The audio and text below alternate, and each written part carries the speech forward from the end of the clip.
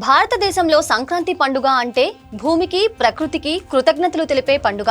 ఆంధ్రాలో అయితే ఈ పండుగను ఒక రేంజ్ లో చేసుకుంటారు. పట్టణాల్లో ఉద్యోగాలు చేసుకుంటున్న వారందరూ కూడా ఈ సమయంలో పల్లెలకు క్యూ కడతారు. కొత్త అల్లులకు అయితే ఇక పండగే. సంక్రాంతి అనగానే మనకి మొదటిగా గుర్తుకు వచ్చేవి పిండి వంటలే. కొత్త పంట చేతికొచ్చిన వేళ ఆయా కాలాల్లో పండిన ధాన్యాలలో చేసిన పిండి వంటలు ఈ పండుగకు ప్రత్యేక గుర్తింపునిచ్చాయి. ఇవి కేవలం ఆహారం మాత్రమే కాదు, తెలుగు సంస్కృతికి నిలువెత్తు సాక్ష్యాలు. భోగి మంటలతో పండుగ ఆరంభమవుతుంది. కొన్ని ప్రాంతాల్లో భోగి నాడు శాకాహారం చేస్తే రాయలసీమలో ఇడ్లీలు, పొట్టేలు మాంసం వండటం ఆనవాయితీ. మినపప్పు, బియ్యం లేదా ఇడ్లీ నూకతో చేసిన ఇడ్లీలను ఆవిరిపై ఉడికించి మాంసంతో తింటారు. 15వ శతాబ్దపు వైద్య గ్రంథాల్లో అరిసెల ప్రస్తావన ఉంది. బియ్యపు పిండి, బెల్లం పాకంతో చేసే ఈ వంటకం సంక్రాంతికి ప్రతీకగా మారింది. జీర్ణానికి భారంగా ఉండటంతో ఆయుర్వేదంలో దీనికి సంబంధించి తగిన జాగ్రత్తలు సూచిస్తారు. సంక్రాంతి వంటల్లో ప్రాచీనమైనది చక్కెర పొంగలి. 12వ శతాబ్దంలో శ్రీనాథుడి కాలం నుంచే ఈ వంటకం ప్రస్తావన ఉందని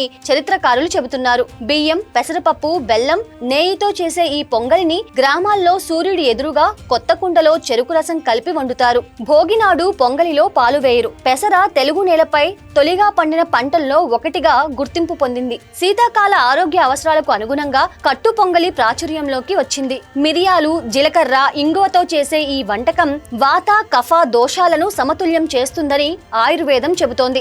ధనుర్మాసంలో ఆలయాల్లో ఇది ప్రసాదంగా ఇస్తారు. తీపి, పులుపు, కారం, ఉప్పు, చేదు, వగరు అనే 6 రుచుల సమ్మేళనంతో చేసే పులిహోరకు సుమారు 800 ఏళ్ల చరిత్ర ఉందని చెబుతారు. శ్రీనాథుడి కావ్యాలలో దీనిపై ప్రస్తావన కనిపిస్తుంది. ఇది జీర్ణశక్తిని పెంచి దోష సమతుల్యతను కాపాడుతుంది. సంక్రాంతి నాడు గుమ్మడికాయను బెల్లంతో కూరగా లేదా పులుసుగా వండటం సంప్రదాయం. కలగూర, అవిసె ఆకుకూర, రాగి లడ్డూలు, చెక్కలు, తెలంగాణలో సకినాలు వంటి వంటకాలు ఆయా ప్రాంతాల్లో పండే పంటల ఆధారంగా రూపుదిద్దుకున్నాయి. పండుగ నాడు పూర్వీకులకు ఆహారం సమర్పించి కొత్త బట్టలు పెట్టి ప్రార్థనలు చేయటం ఆనవాయితీ. మొత్తం మీద సంక్రాంతి పిండి వంటలు తెలుగువారి వ్యవసాయ చరిత్ర, ఆరోగ్య విజ్ఞానం, సంస్కృతికి ప్రతిబింబంగా నిలుస్తున్నాయి. అయితే మీ ఏరియాలో సంక్రాంతికి ఏం పిండి వంటలు వండుతారో కింద కామెంట్ చేయండి.